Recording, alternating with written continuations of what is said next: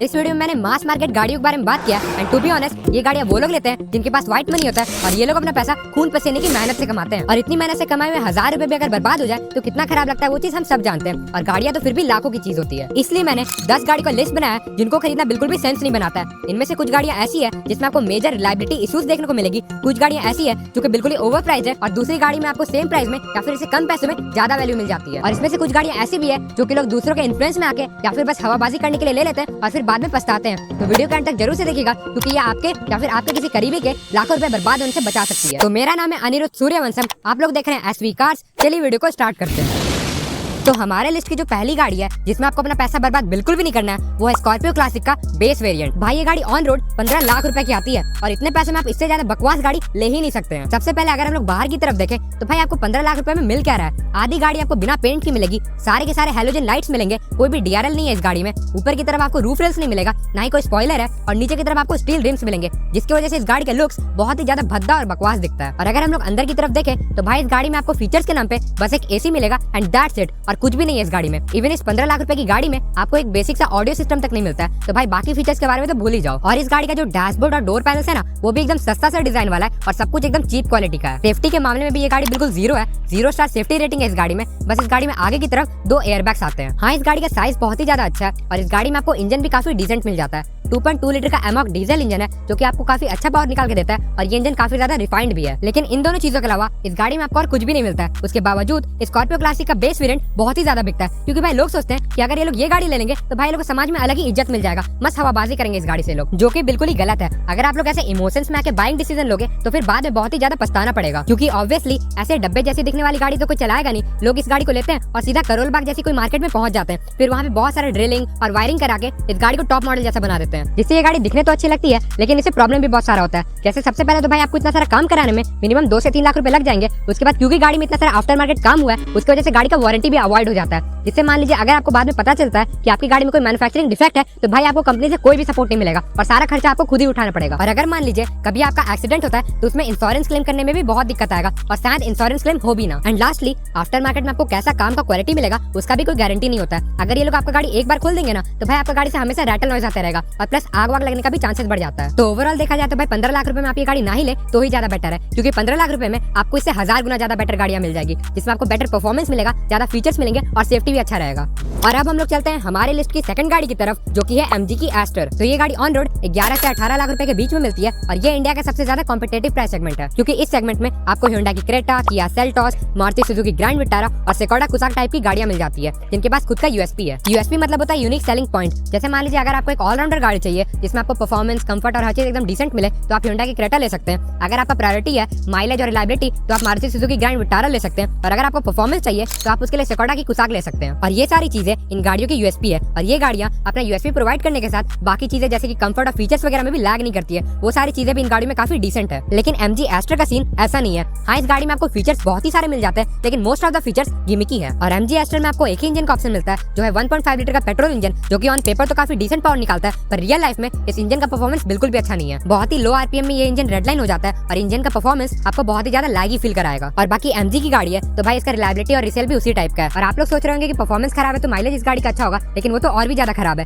City में ये गाड़ी आपको सिंगल डिजिट माइलेज देगी और हाईवे पे ये गाड़ी 13 से 14 की माइलेज देगी। और बस इन्हीं सब रीजंस की वजह से ये गाड़ी आपको रोड पे बहुत ही कमी दिखाई देती होगी। और बेटर यही होगा कि आप भी अपना पैसा इस गाड़ी में इन्वेस्ट ना करें क्योंकि मार्केट में इससे ज्यादा अच्छे ऑप्शन अवेलेबल है। तीसरे नंबर पे जो गाड़ी है वो है मारुति सुजुकी इग्निस। तो देखिए overall Ignis is a good car. इस गाड़ी में आपको अच्छा माइलेज मिलेगा, इस गाड़ी का परफॉर्मेंस भी काफी डिसेंट है और इस गाड़ी में आपको रिलायबिलिटी भी काफी अच्छा मिल जाता है। और ये गाड़ी एक हैचबैक ही है लेकिन इस गाड़ी का ग्राउंड क्लियरेंस थोड़ा सा ज्यादा है और इस गाड़ी का डिजाइन भी एक क्रॉसओवर टाइप का, इसलिए गाड़ी देखने में थोड़ी बड़ी भी लगती है। और 9 लाख रुपए में इस गाड़ी का टॉप मॉडल आ भी जाता है। और अगर आपने ये गाड़ी को 4-5 साल पहले खरीदा है ना तो you got a good deal. पर आज के डेट में इस गाड़ी को खरीदना बिल्कुल भी सेंस नहीं बनाता है क्योंकि ये गाड़ी बहुत ही ज्यादा आउटडेटेड हो चुकी है। बाहर का डिजाइन देख लीजिए या फिर अंदर का, दोनों ही बहुत ज्यादा आउटडेटेड लगता है और इसका इंटीरियर तो इतना ज्यादा आउटडेटेड है कि इसमें बैठा भी ना जाए। प्लेन से डोर पैनल्स हैं और इस गाड़ी का डैशबोर्ड का डिजाइन भी बहुत ही ज्यादा बेसिक्स है। और फीचर्स के नाम पे भी इस गाड़ी में आपको कुछ नहीं मिलता है। और इस गाड़ी का जो कंपटीशन है ना जैसे कि टाटा पंच हो गया या फिर Hyundai i10, उन गाड़ियों में रेगुलर अपडेट्स आने की वजह से वो गाड़ियां इस गाड़ी से 1000 गुना ज्यादा अच्छी लगती है। उनका इंटीरियर भी इस गाड़ी से ज्यादा अच्छा है और ओवरऑल फीचर्स भी ज्यादा मिल जाते हैं। और अगर मारुति इस गाड़ी का कोई नया जनरेशन ले आया ना तो ये गाड़ी खरीदने लायक हो जाएगी, लेकिन अभी तो ये गाड़ी बहुत ही ज्यादा आउटडेटेड लगती है। और आप लोग भी इस गाड़ी को खरीदने से पहले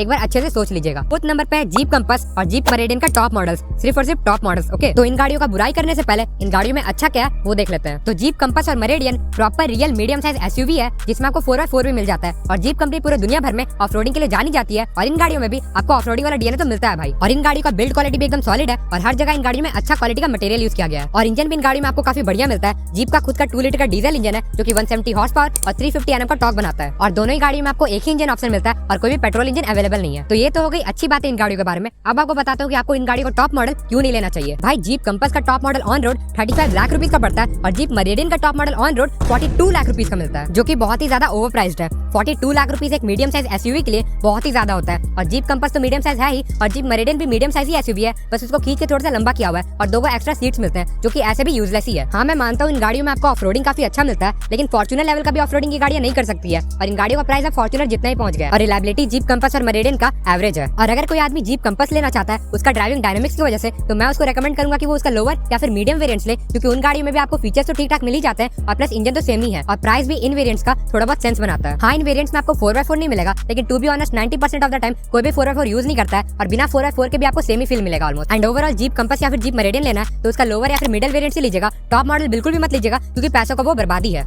ओके तो हमारे लिस्ट की अगली गाड़ी है MG कॉमेट और मेरे को नहीं लगता कि मेरे को कुछ ज्यादा समझाने की जरूरत है कि आपको ये गाड़ी क्यों नहीं लेनी चाहिए। बस इस गाड़ी को अच्छे से देखिए आप लोग एक बार। अल्लाह माफ करे, बहुत मनुष्य लग रहे हो मत। और मेरे को पता है बहुत सारे लोग बोलेंगे कि गाड़ी हाईवेज के लिए या फिर लॉन्ग ड्राइव के लिए नहीं बनी है, ये गाड़ी एक अलग पर्पस के लिए बनी है। जैसे मान लो किसी को मार्केट से सब्जी लाना हो या फिर किसी का ऑफिस उसके घर से 10 कदम की दूरी पे हो तो वो लोग इस गाड़ी का यूज करेंगे वगैरह वगैरह। और मैं ना इन सारी चीजों को मान लेता अगर ये वाईफाई का डब्बा इतना ज्यादा महंगा नहीं होता तो। भाई इस गाड़ी का base model on road 8.5 lakh रुपए का है और इस गाड़ी का टॉप मॉडल 11.5 लाख रुपए का है और इस प्राइस के हिसाब से इस गाड़ी में एक चीज भी ऐसा नहीं है जो सेंस बनाता हो। इस गाड़ी में 17.3 किलोवाट आवर की बैटरी है और कंपनी क्लेम करती है कि ये बैटरी आपको 230 किलोमीटर की रेंज निकाल के देती है, मतलब रियल लाइफ में इससे थोड़ा कम ही होगा। और इस गाड़ी में कोई फास्ट चार्जिंग भी नहीं है, ये गाड़ी बस एसी चार्जिंग को सपोर्ट करती है और इससे इस गाड़ी को फुल चार्ज होने में पूरे 7 घंटे लगते हैं। और इस गाड़ी का जो 11.5 लाख रुपए वाला टॉप मॉडल है ना उसमें आपको थोड़ा तेज वाला एसी चार्जर मिलता है जो इस गाड़ी को 3.5 आवर्स में फुल चार्ज कर देगा। और इस गाड़ी में पावर भी बहुत ही कम है, बस 42 हॉर्स पावर है इस गाड़ी में। भाई जो 2-3 लाख रुपए की बाइक्स होती है ना जैसे कि NS 400 उन बाइक में भाई 42 हॉर्स पावर आता है और वो सब कोई सुपर बाइक्स नहीं है, वो सब नॉर्मल बाइक की कैटेगरी में ही आती है। और इससे आप इमेजिन कर सकते हैं कि इस गाड़ी का परफॉर्मेंस कैसा होगा।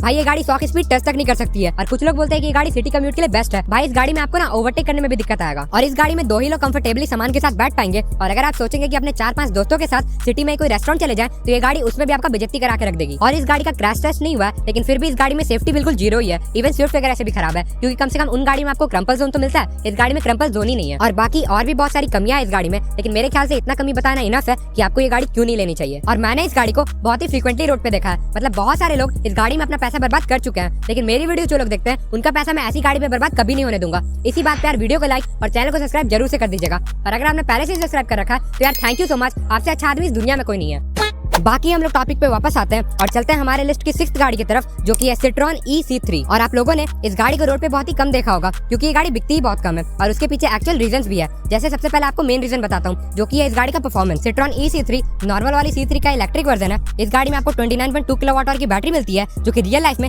बस 230 से लेकर 250 तक की रेंज निकाल पाती है। और नेक्स्ट चीज जिसमें सिट्रॉन वाले ने कॉस्ट कटिंग किया है वो है इस बैटरी का कूलिंग टेक्नोलॉजी। इसमें आपको एयर कूल टेक्नोलॉजी मिलता है जो कि इंडियन कंडीशन के हिसाब से ठीक नहीं है। और इसके जो कॉम्पिटिटर्स है ना जैसे कि टाटा पंच EV उसमें आपको लिक्विड कूल टेक्नोलॉजी मिलता है जो कि एब्सोल्यूट रिक्वायरमेंट भी है क्योंकि इंडिया एक काफी गर्म कंट्री है। और इस बैटरी की वजह से ही इस गाड़ी में पावर भी बहुत ही कम है, बस 57 PS की पावर है जो कि टाटा पंच वगैरह से लिटरली आधा है। और इसी की वजह से इस गाड़ी का टॉप स्पीड बस 107 किलोमीटर तक ही है, यानी इस गाड़ी को हाईवे पे चलाने में बहुत ही दिक्कत होगा। और कितने सारे हाईवेज का तो स्पीड लिमिट ही 120 होता है, उतना तक तो ये गाड़ी जा भी नहीं सकती है। बस एक चीज इस गाड़ी में अच्छा है कि ये गाड़ी कम से कम फास्ट चार्जिंग को तो सपोर्ट करती है। और अगर आप लोग सोच रहे हैं कि इस गाड़ी में परफॉर्मेंस खराब है तो इस गाड़ी में फीचर्स भर भर के होंगे तो उसमें भी डिसअपॉइंट होने के लिए रेडी हो जाइए क्योंकि इस गाड़ी में आपको फीचर्स के नाम पे बस कॉस्ट कटिंग मिलता है। इसमें डंडी से सेट करने वाले साइड मिरर्स मिलते हैं जैसे पुराने जमाने के ऑल्टो में आते थे और बेसिक फीचर्स जैसे कि ऑटोमेटिक क्लाइमेट कंट्रोल और ऑटो डिमिंग आयर व्यूइंग वगैरह भी नहीं मिलता है। तो भाई बाकी फीचर्स के बारे में तो भूल ही जाओ। और सेफ्टी भी इस गाड़ी में बिल्कुल 0 है, 0 स्टार सेफ्टी रेटिंग है इस गाड़ी में। और सिट्रॉन वालों ने इस गाड़ी का बेस मॉडल का प्राइस रखा है 13.5 लाख रुपीस ऑन रोड और इस गाड़ी का टॉप मॉडल का प्राइस है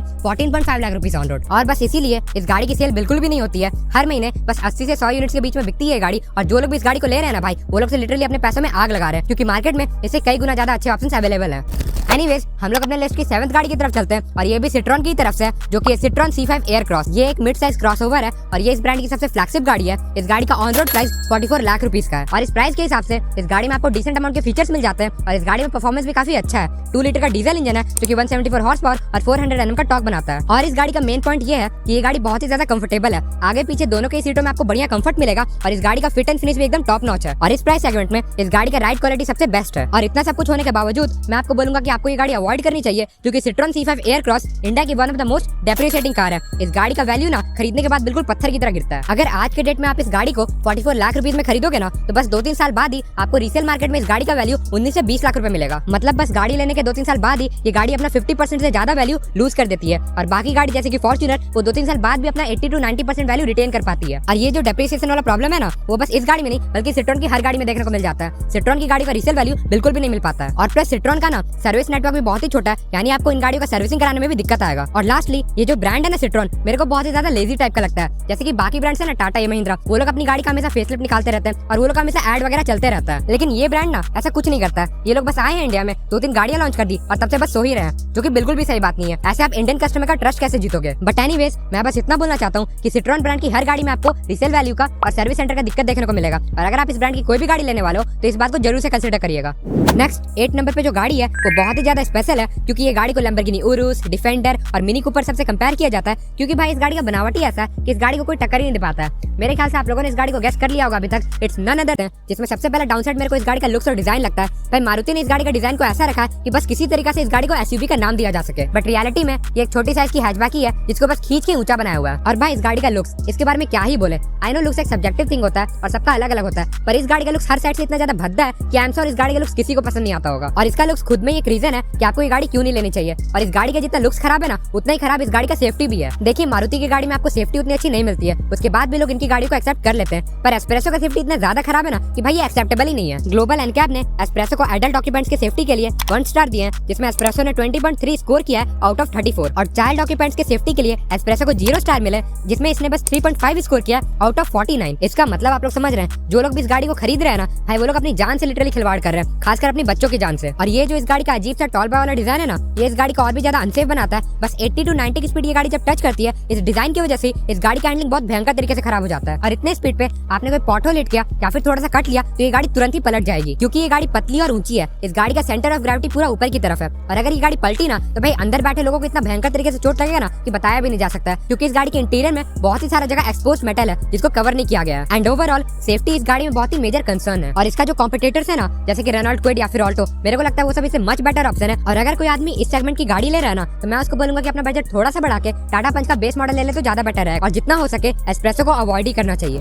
ओके तो नेक्स्ट गाड़ी जो आपको बिल्कुल नहीं खरीदनी है वो है टोयोटा फॉर्च्यूनर GR स्पोर्ट। देखिए जितने भी लोग फॉर्च्यूनर खरीदते हैं ना उसमें से 90% लोग इस गाड़ी को लेते हैं रोला जमाने के लिए, शौक होता है वो लोग का, और इसलिए ही फॉर्च्यूनर का हर वेरिएंट ओवरप्राइस्ड है। और मेरे को ये चीज सही भी लगता है क्योंकि शौक का भी एक कीमत होता है। पर फॉर्च्यूनर GR स्पोर्ट में ना भाई टोयोटा वालों ने लिटरली लूट मचा रखा है। इस वाले वेरिएंट का on road price almost 60 lakh rupees पड़ता है, जो कि लेजेंडर से भी 6-7 लाख रुपए महंगा है। और लेजेंडर तो खुद में कितनी ज्यादा ओवरप्राइस्ड गाड़ी है। और मेरे को मेन दिक्कत ये लगता है ना कि बाहर की कंट्री की जो GR स्पोर्ट होती है ना उसमें आपको नॉर्मल फॉर्च्यूनर के कंपैरिजन में ज्यादा हॉर्स पावर और ज्यादा टॉर्क मिलता है along with some cosmetic changes. लेकिन जो इंडिया वाला फॉर्च्यूनर GR स्पोर्ट है ना उसमें आपको इंजन में कोई भी डिफरेंसेस नहीं मिलता है, खाली कॉस्मेटिक चेंजेस मिलते हैं। जैसे कि इसका साइड बॉडी क्लाइडिंग को बॉडी कलर पेंट कर दिया गया, इसका अलॉय व्हील्स को ब्लैक पेंट कर दिया गया, इसमें रेड कलर के ब्रेक कैलिपर्स मिलते हैं और इंटीरियर में इसका रूफ लाइनर को ब्लैक कर दिया गया और सीट में भी थोड़ा बहुत अल्कंटारा का यूज किया गया और बस हर जगह GR स्पोर्ट का स्टिकर चिपका दिया गया। कॉस्मेटिक चेंजेस के नाम पे भी कोई बड़ा चेंज नहीं किया गया। बस एक रियल डिफरेंस जो आपको GR स्पोर्ट में मिलता है वो है कि इसका सस्पेंशन को ट्यून करके और भी ज्यादा स्टिफ बना दिया गया, जिसकी वजह से हाई स्पीड में स्टेबिलिटी थोड़ा बहुत अच्छा हो जाता है। पर इसकी वजह से लो स्पीड पे राइड क्वालिटी और भी ज्यादा खराब हो चुका है। अब आपको पॉटहोल्स और बम्प पहले से भी ज्यादा फील होंगे। और मैं आपको पर्सनल एक्सपीरियंस से बता रहा हूँ, मैंने नॉर्मल फॉर्च्यूनर पे बहुत ट्रैवल किया, उसका राइड क्वालिटी ऑलरेडी काफी स्टिफ है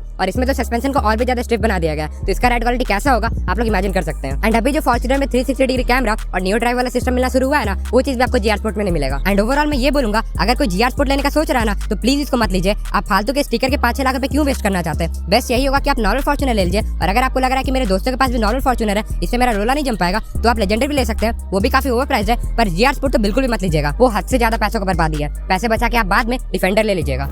इतनी लंबी वीडियो पूरी देख ली है और यही काफी बड़ी बात है, बट हम लोग टॉपिक के बारे में बात करते हैं। तो लास्ट गाड़ी जो आपको बिल्कुल नहीं खरीदनी चाहिए वो एक सिंगल गाड़ी नहीं है बल्कि एक गाड़ियों का कैटेगरी है, और वो है चीप जर्मन कार्स। आपने इंस्टाग्राम पे या फिर YT शॉर्ट पे उस टाइप की वीडियो जरूर से देखे होंगे जिसमें सेकंड हैंड डीलर्स आपको मारुति के दाम पे ऑडी BMW दे रहे होंगे, ऐसा बोल बोल के कि 10 लाख रुपए में A4 घर ले जाइए या फिर 15 लाख रुपए में A6 को अपना बना लीजिए। और ऐसी वीडियोस देखने के बाद तो भाई मन में लड्डू सबका ही फूटता। सब लोग सोचते हैं कि अगर ये गाड़ी ले ली तो भाई हवाबाजी तो नेक्स्ट लेवल पे होगी, पर इस टाइम पे पिघलना बिल्कुल भी नहीं होता है, क्योंकि ये गाड़ियां लिटरली एक फाइनेंशियल ट्रैप होती है। जब ये 70-80 लाख रुपए की जर्मन कार्स आपको 10-15 लाख रुपए में मिल रही होती है ना, तब ये गाड़ी लिटरली अपने लास्ट स्टेज में होती है। बस किसी तरह ये गाड़ी चल रही होती है और फंक्शन करती है, और इसी को डीलरशिप वाले पॉलिश वगैरह करा के चमचमा देते हैं, और हम लोग सोचते हैं ये गाड़ी अच्छी कंडीशन में है, जबकि ऐसा नहीं है। जर्मन कार्स का लाइफ उतना ज्यादा होता ही नहीं है, इसलिए ये गाड़ी इतनी ज्यादा डेप्रिसिएट करती है। और अगर आपने ये गाड़ी एक बार ले ली